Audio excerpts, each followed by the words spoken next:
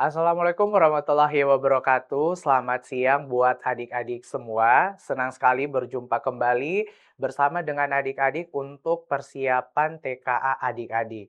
Untuk pertemuan hari ini kita akan membahas bahasa Indonesia tingkat lanjutan buat adik-adik yang memilih peminatan bahasa Indonesia. Tentu saja dalam program andalan kita Smart School, Generasi Smart berkarakter cerdas, Ki.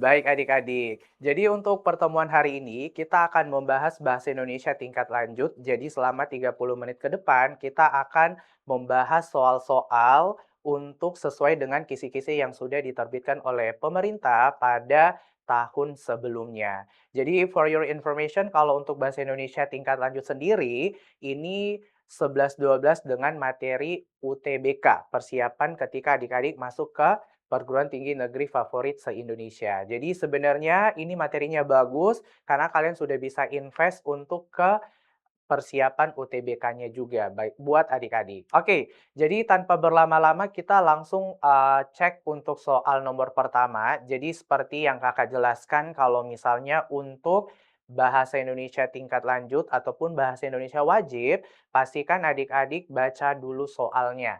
Nah, jadi di sini soalnya dikatakan inti kalimat. Nah, jadi inti kalimat 2. Nah, jadi kalau misalnya berkaitan dengan inti kalimat, ini berkaitan dengan fungsi kalimat yang di mana adik-adik harus tentukan subjek sama predikat. Jadi subjek dengan predikat.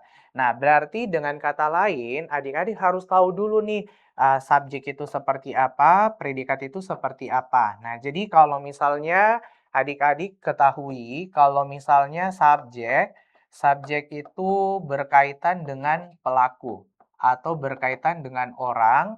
Kemudian selain itu dia juga berkaitan dengan hal yang dibahas. Nah, jadi seperti ini adik-adik. Nah, jadi kalau misalnya untuk subjek sendiri itu berkaitan dengan pertanyaan siapa, orang, dan apa untuk apa yang dibahas. Nah, jadi seperti itu. Kemudian kalau misalnya untuk predikat, nah, jadi kalau misalnya untuk predikat, predikat sendiri dia memuat tentang atau menjelaskan, oke, menjelaskan subjek. Jadi apa yang dikatakan, apa yang dilakukan oleh si subjek itu selalu jelaskan oleh predikat. Jadi bisa dikatakan subjek sama predikat ini selalu beriringan. Nah, jadi berarti untuk kalimat dua. Nah, jadi kita lihat kalimat dua. Kalimat dua berarti tips dari kakak, kalau bisa adik-adik langsung tentukan saja predikatnya. Jadi misalnya kak, di kalimat itu predikatnya menjelaskan. Nah, jadi otomatis cari yang di mana di opsi jawabannya yang perikan itu menjelaskan. Nah, kita lihat kalimat dua ya. Kalimat dua kan di sini kalau kita lihat apa predikatnya, jelas predikatnya adalah oke, dapat meningkatkan. Karena kenapa predikatnya dapat meningkatkan? Karena yang dibahas adalah pembangunan infrastruktur. Jadi pembangunan infrastruktur ini tergolong subjek. Nah, jadi kemudian karena predikatnya ada dua kata, dapat meningkatkan, jadi yang mana yang inti, dapat atau meningkatkan? Otomatis meningkatkan ya. Jadi adik-adik cari di dalam opsi yang predikatnya meningkatkan. Nah, kalau kita lihat dari A sampai error, yang predikatnya meningkatkan itu ada di opsi error ya. Nah, jadi predikatnya meningkatkan. Karena kalau kita lihat dari A, B, C, dan D tidak menggunakan predikat meningkatkan. Nah, jadi karena cuma satu predikat yang menggunakan kata meningkatkan, otomatis jawabannya adalah bagian error. Nah, jadi seperti itu ya adik-adik. Jadi ingat kata kuncinya untuk inti kalimat tentukan subjek dan predikat. Nah, jadi ini untuk soal nomor pertama. Jadi dengan ini aman ya untuk soal nomor satu ya. Oke, nah berarti kita lanjut ke soal berikutnya. Jadi ini soal nomor 2. Nah, ternyata kita dihadapkan dengan sebuah teks. Jadi berarti kita next dulu, lihat soal apa yang diminta. Jadi yang diminta ternyata adalah penggunaan tanda baca. Nah, Adik-adik, kalau misalnya berbicara mengenai penggunaan tanda baca, adik-adik bisa cross-check dulu, adik-adik bisa lihat dulu dari segi tanda koma. Karena biasanya pembuat soal menyalahkan kalimat itu dengan tanda baca koma dominannya. Jadi berarti dengan ini, kakak kasih tips nih, kalian harus tahu bahwa ada konjungsi tengah kalimat yang harus didahului koma. Nah, jadi biar lebih jelasnya, nah kakak tuliskan dulu ya. Jadi kalau misalnya untuk konjungsi, oke, konjungsi tengah kalimat,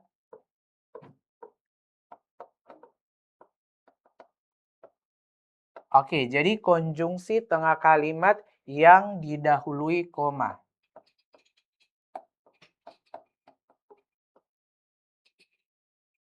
Oke, jadi dalam hal ini konjungsi yang dimaksudkan tersebut adalah ada 4. Jadi yang pertama itu ada yang namanya konjungsi tetapi, kemudian ada konjungsi sedangkan, ada konjungsi melainkan, dan ada konjungsi yaitu atau yakni. Nah, yaitu atau yakni. Nah, jadi adik-adik, kalian lihat dulu di dalam kalimat itu. Mana tahu dia ada menggunakan 4 konjungsi ini. Jadi kalian tinggal cross-check aja. Jangan sampai di dalam kalimat itu sebelumnya tidak menggunakan koma di 4 konjungsi ini. Jadi kalau misalnya ada tetapi, oh tapi saya lihat sebelum tetapi itu tidak ada koma, Kak. Nah, berarti otomatis itu penggunaan tanda bacanya salah. Jadi memang penting adik-adik harus hafal ini. Konjungsi yang didahului koma. Nah, jadi seperti itu ya. Nah, jadi tetapi, sedangkan, melainkan, yaitu, atau yakni. Nah, jadi biar amannya hafal 4 konjungsi ini, baru kita lihat di setiap kalimatnya mana tahu dia menggunakan konjungsi tersebut. Nah, jadi kita lihat ya. Oke, berarti kita lihat di kalimat 1, 2, 3, 4, 5 ya. Satu, di situ, oh, di satu dia ada menggunakan konjungsi. Konjungsi apa di situ? Konjungsi ya, yaitu. Nah, tapi yaitunya itu sudah benar karena sebelumnya menggunakan koma. Nah, jadi untuk kalimat 1 aman. Kalimat 2 adakah dia menggunakan konjungsi yang kita sudah hafal tadi tetapi sedangkan melainkan yaitu yakni? Tidak ada, berarti aman. 3 aman juga. 4, oleh karena itu para pengajar harus menyesuaikan diri dengan budaya masyarakat setempat. Ada relativisme budaya, apa yang kita anggap baik belum tentu baik bagi mereka. Kita menyesuaikan kata butet. Nah, jadi aman ya. Nah, untuk 5 ada enggak dia menggunakan konjungsi yang kita sudah hafal sama-sama? Oh, ternyata ada ya. Nah, di sini kalimat 5-nya, nah ini kalimat 5-nya, dia menggunakan ada konjungsi yaitu. Dan ingat, yaitu termasuk konjungsi tengah kalimat yang harus didahului koma. Tapi ternyata di kalimat 5 ini sebelum yaitunya tidak ada menggunakan koma. Nah, jadi otomatis untuk soal nomor 2, penggunaan tanda baca yang salah itu adalah kalimat 5 yang harusnya sebelumnya itu wajib menggunakan tanda koma seperti yang digunakan di kalimat nomor pertama. Nah, jadi gitu ya. Jadi otomatis kalimat 5 itu ada di opsi oke, bagian error ya. Nah, jadi otomatis jawabannya bagian error. Nah, jadi makanya yang tadi kakak jelaskan, kalau misalnya tanda koma, kalian lihat dulu 4 konjungsi ini mana tahu digunakan di kalimat itu dan cross-check, pastikan sebelumnya harus ada koma. Jadi aman ya untuk bagian error. Oke, berarti kita lanjut ke soal nomor 3. Nah, di sini dikatakan kesalahan penulisan kata. Nah, jadi kalau misalnya kesalahan penulisan kata, 3 item yang kalian harus perhatikan, baku. Jadi pastikan sesuai KBBI. Jadi kalau misalnya tidak sesuai KBBI berarti itu udah salah berarti ya. Misalnya resiko, kan harusnya risiko. Terus kalau belum dapat jawabannya, lihat dari segi penulisan. Nah, penulisan kata. Jadi kalau misalnya penulisan kata yang dimaksudkan di sini adalah lebih ke preposisi ya. Penulisan di. Nah, preposisi dan imbuhan di. Kan di itu ada yang digabung, ada yang dipisah. Jadi kalau misalnya dia tempat atau posisi dipisah, kalau misalnya dia menyatakan imbuhan berarti digabung. Misalnya di pasar, nah itu kan tempat ya, berarti sudah benar dia itu dipisah. Tapi kalau misalnya dibahas, nah itu kurang tepat karena dia digabung. Nah jadi jadi dibahasnya itu digabung, jadi dia tidak dipisah karena tidak menyatakan tempat. Nah kemudian yang terakhir ada gabungan kata. Oke, jadi kalau misalnya gabungan kata, dia itu ada beberapa aturan. Nah, jadi kalau misalnya dia kata dasar sama kata dasar, nah berarti otomatis istilahnya dia itu dipisah. Contohnya rumah tangga. Rumah sama tangga sama-sama dasar tidak pakai imbuhan, jadi dia harus dipisah seperti ini. Terus kalau misalnya dia satu imbuhan, contohnya bertanda tangan, gabungan kata dari tanda dan tangan, jadi otomatis dia tetap dipisah, tapi yang pakai imbuhan dia digabung seperti ini. Nah, jadi kayak gitu ya. Terus kalau dia dua imbuhan, misalnya menggarisbawahi. Nah, jadi kalau misalnya menggarisbawahi kan gabungan kata dari kata garis dan bawah. Jadi dia pakai dua imbuhan, jadi dia digabung seperti ini. Terus yang adik-adik harus tahu aturan selanjutnya, kalau dia itu termasuk ke bentuk dasar terikat, jadi bentuk dasar terikat itu kayak non, pasca, pra, dan seterusnya. Kalian bisa nanti cari referensi lengkapnya. Nah, itu dia harus digabung dengan kata selanjutnya. Jadi contohnya non-aktif. Nah, gabungan katanya itu dari kata non sama aktif. Nah, karena non ini bentuk dasar terikat, jadi dia aturannya itu tetap digabung. Jadi tidak boleh dipisah. Kecuali kalau misalnya bentuk dasar terikatnya itu digabungkan dengan kata yang pakai huruf kapital. Nah, contohnya non-Indonesia. Nah, non-Indonesia. Nah, jadi kan gabungan kata dari non sama Indonesia ya. Nah, dan ini kan kalau dari segi aturan non kan bentuk dasar terikat. Jadi kan harusnya sama nih tetap digabung kayak non aktif. Tapi karena Indonesia itu notabene nama negara yang awalannya harus huruf kapital, jadi dia harus dipisahnya itu menggunakan ini, menggunakan tanda baca hubung. Nah, jadi seperti itu ya adik-adik untuk yang aturannya. Nah, jadi berarti kita cross check ingat baku, penulis sandi, dan gabungan kata. Nah, jadi kita lihat berarti dari opsinya di kalimat 3 dulu. Nah, kita lihat kalimat 3. Oke, kalimat 3. Nah, hal itu membuat mereka menjadi tidak nyaman dalam belajar. Aman ya, baku, terus nggak ada gabungan kata. Jadi, so far untuk kalimat 3 aman. Nah, berarti kita lihat di kalimat 2, setelah 2, 6. Oke, 2 baru 6. Kita lihat kalimat 2. Banyak anak-anak belum pernah melihat meja dan kursi. Aman ya? Oke, terus 6, kita lihat 6.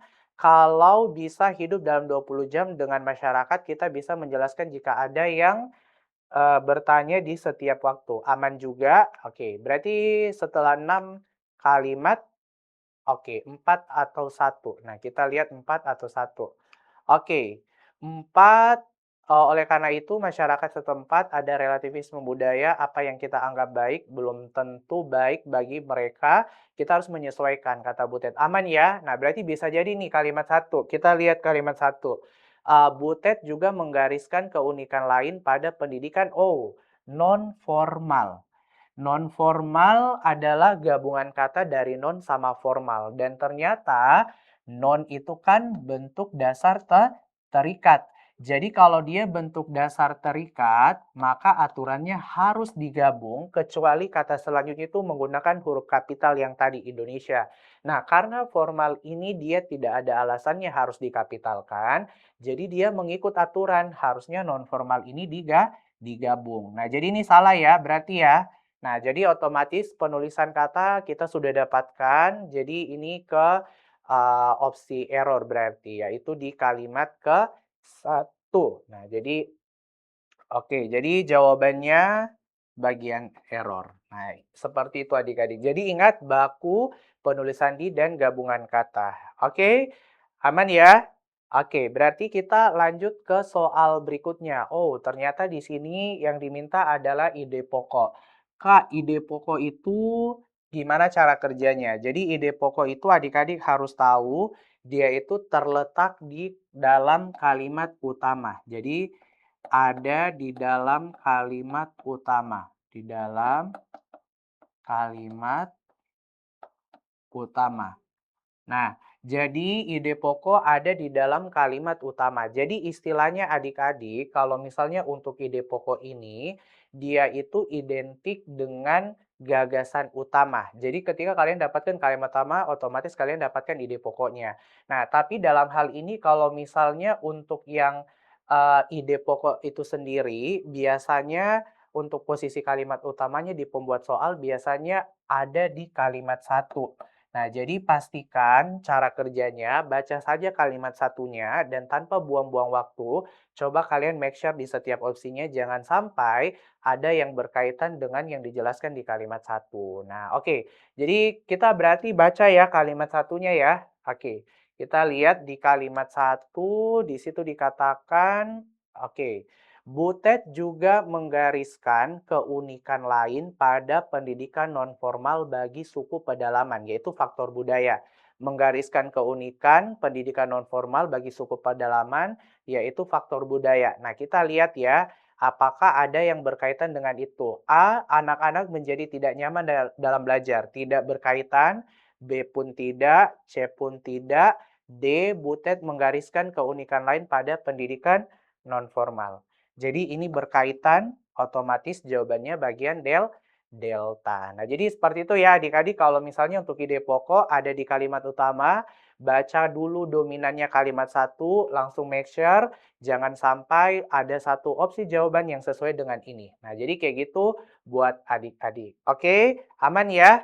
Oke, jadi dengan ini aman untuk soal selanjutnya. Nah, kita lihat ke soal yang membahas tentang kalimat efektif. Wow, ternyata di sini yang diminta adalah kata yang dapat dihilangkan. Kalau dihilangkan itu berarti ada yang boros. Jadi kita cek aja, jangan sampai ada beberapa kata yang double maknanya. Kan misalnya saya harus jadi dokter agar supaya orang tua saya bahagia. Nah, jadi agar supaya kan ini perannya sama ya, yaitu sama-sama menggunakan konjungsi tujuan. Jadi otomatis tidak perlu menggunakan keduanya. Jadi bisa pakai agar saja atau supaya. Nah, kita baca.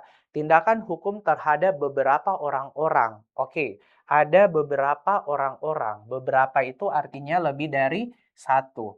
Oke, terus kalau misalnya kita lihat ternyata disertai dengan kata orang-orang dan orang-orang ini juga lebih dari satu. Nah, jadi otomatis ini penggunaan maknanya ini double ya, beberapa orang-orang. Jadi harusnya, nah kita lihat saja di opsinya, apakah beberapanya yang dihapus atau orang-orangnya. Nah, ini ada beberapa ya, jadi otomatis jawabannya bagian bravo. Kita baca, tindakan hukum terhadap orang-orang tersebut dipandang sebagai tindakan yang tidak wajar. Nah, jadi ini aman ya adik-adik ya.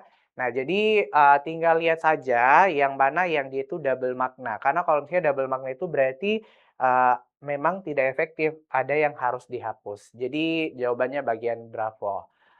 Oke, dihadapkan lagi dengan sebuah teks. Dengan ini kita lihat dulu di soal biar tidak ke-trigger. Kalimat luas dari kalimat dasar kalimat satu. Jadi untuk mencari kalimat luas dari kalimat dasar, kita cari apa? Kalimat inti, inti kalimat yang kita sudah pelajari di kalimat awal, di soal awal, subjek dan predikat. Apa itu subjek? Hal yang dibahas atau orang.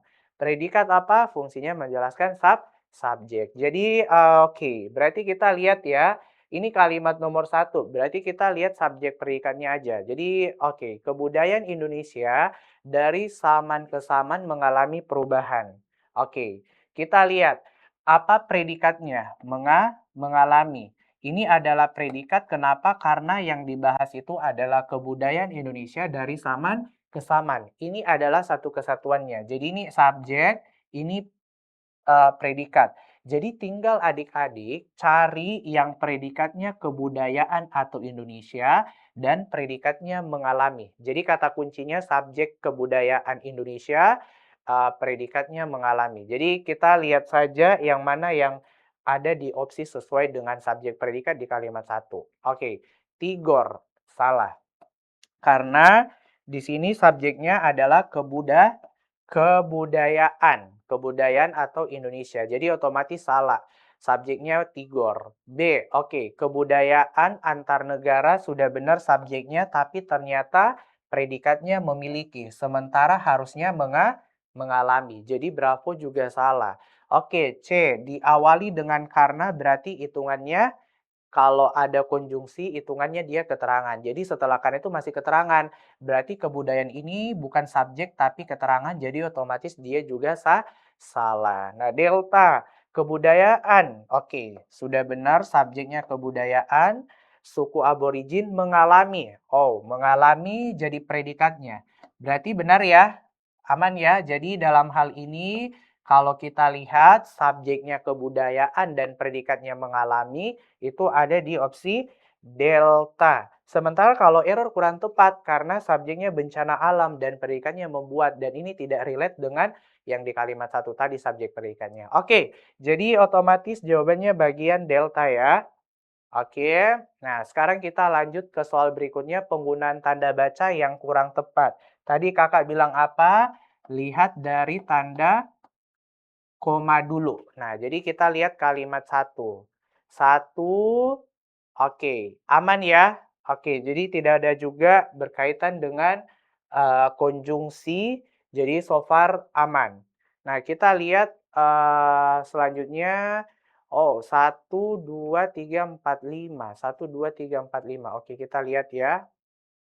Oke, 2, perubahan ini terjadi karena faktor aman. 3, perubahan kebudayaan terjadi sangat cepat karena pengaruh aman juga. 4, unsur globalisasi masuk tak terkendali merasuki kebudayaan nasional yang merupakan jelmaan budaya lokal yang ada di setiap daerah dari Sabang sampai Merauke. Oke, aman ya. Nah, terus kalau misalnya kita lihat yang di soal di kalimat 5. Pola hidup masyarakat masa kini dengan masa dahulu sangat berbeda.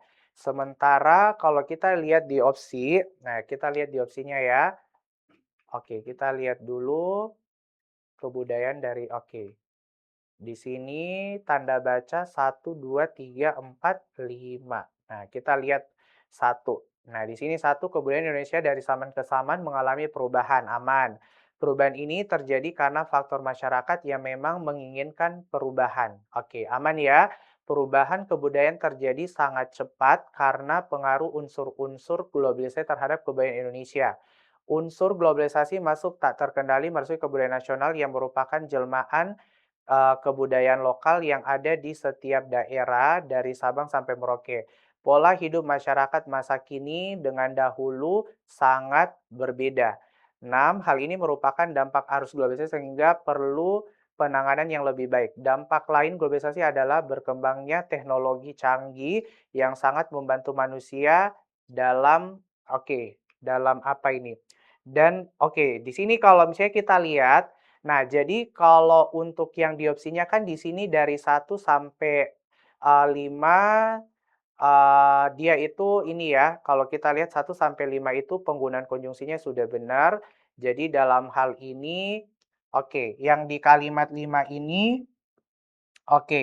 ini diganti dengan yang tadi, 7. Nah, coba adik-adik lihat kalimat 7, di situ dikatakan ada konjungsi tetapi. Nah, ada konjungsi tetapi ya. Nah, ingat yang kita sudah hafal sama-sama kalau misalnya tetapi itu adalah konjungsi yang harus didahului tanda koma. Jadi dalam hal ini tetapi di sini ternyata tidak menggunakan koma. Jadi otomatis ini salah. Nah, jadi ada revisi. Jadi untuk yang error itu adanya di kalimat nomor 7. Jadi otomatis jawabannya bagian error ya. Nah, jadi ingat, jadi ada konjungsi yang harus didahului tanda koma tetapi sedangkan melainkan yaitu atau yakni. Oke, jadi error salahnya karena sebelum tetapi tidak menggunakan konjungsi. Nah, jadi seperti itu. Nah, berarti kalau misalnya kita lihat dari soal berikutnya, kalimat yang tidak efektif. Jadi kan kalimat tidak efektif itu kita bisa lihat dari subjek dan predikat atau dilihat dari tanda baca. Oke, atau biasanya juga pembuat soal, membuatnya itu dari segi kalimatnya itu ada katanya yang tidak sesuai dengan KBBI atau tidak baku. Nah, karena dalam hal ini tadi ada penggunaan tanda baca koma tetapi yang harusnya pakai koma tapi tidak pakai koma, berarti dengan ini berkaitan dengan soal yang kita bahas nih. Nah, berarti otomatis jawabannya kalimat 7. Alasannya karena apa? Alasannya karena, tetapi tidak didahului tanda koma. Sementara tetapi itu harus menggunakan tanda koma. Nah, jadi ini berarti bisa dikatakan soal bonus karena ketika kalian sudah dapatkan yang tadi dengan soal sebelumnya, berarti dengan ini kalian sudah dapatkan jawaban di kalimat tidak efektif alasannya karena tanda komanya salah, tanda bacanya salah. Jadi gitu ya. Oke, jadi untuk nomor ini jawabannya bagian delta. Oke, frasa yang semakna. Frasa yang semakna berarti adik-adik tinggal cari simpelnya sinonim. Oke, jadi kalau misalnya sinonim, nah ini berkaitan dengan persamaan. Jadi apa persamaan cari arti yang sama dengan kejadian serupa. Dan kejadian serupa itu sama maknanya, tidak mungkin negara berkembang, jati diri juga tidak berkaitan, sekolah menengah juga bukan. Berarti harusnya kejadian serupa itu sama halnya dengan insiden, insiden sepadan ya. Insiden kan kejadian, peristiwa. Sepadan itu berarti setara atau serupa. Jadi otomatis jawabannya bagian delta. Oke, nah terus yang terakhir, nah di sini bentukan. Nah, jadi bentukan mekan pada kata menuliskan. Menuliskan kata dasarnya tulis. Jadi T-nya berubah jadi huruf N. Jadi istilahnya dia melalui proses peluluhan. Jadi kita tinggal lihat kata dasar yang menggunakan imbuhan mekan tapi dia luluh. Kalau memproduksi kata dasarnya produksi. Luluh atau tidak? Tidak ya. Jadi otomatis bukan. Kalau mencucikan kata dasarnya cuci, aman, tidak luluh berarti bukan juga. Membenarkan, kata dasarnya benar. Tidak luluh berarti bukan karena kita cari yang luluh ya. Yang berubah dari T-nya jadi N, jadi ada proses peluluhan. Mengonsumsi, kata dasarnya konsumsi. Luluh atau tidak? Luluh. Kenapa? Karena K-nya berubah jadi huruf NG. Sementara kalau mencampurkan kan kata dasarnya campur. Nah, jadi ini tidak luluh. Jadi otomatis memang jawabannya adalah bagian delta. Jadi ada peluluhan. Menuliskan dari tulis menjadi menuliskan berubah huruf awalnya. Sama juga mengonsumsi dari kata konsumsi huruf awalnya berubah. Nah, jadi gitu adik-adik untuk pertemuan kita di Bahasa Indonesia tingkat lanjut. Jadi ini sebenarnya juga berkaitan dengan materi persiapan adik-adik juga untuk buat jaga-jaga di UTBK atau persiapan masuk perguruan tinggi negeri. Oke, adik-adik, jadi untuk pertemuan hari ini Bahasa Indonesia tingkat lanjut untuk persiapan ujian TKA berakhir dulu sampai di sini. Dan apabila ada salah kata mohon dimaafkan. Semoga apa yang kita pelajari dapat membuahkan hasil yang baik dan menjadi bekal adik-adik untuk persiapan ujian TKA nanti. Oke adik-adik, atas nama Andrian Junsreil pamit undur diri. Sampai jumpa di pertemuan selanjutnya. Bye-bye adik-adik.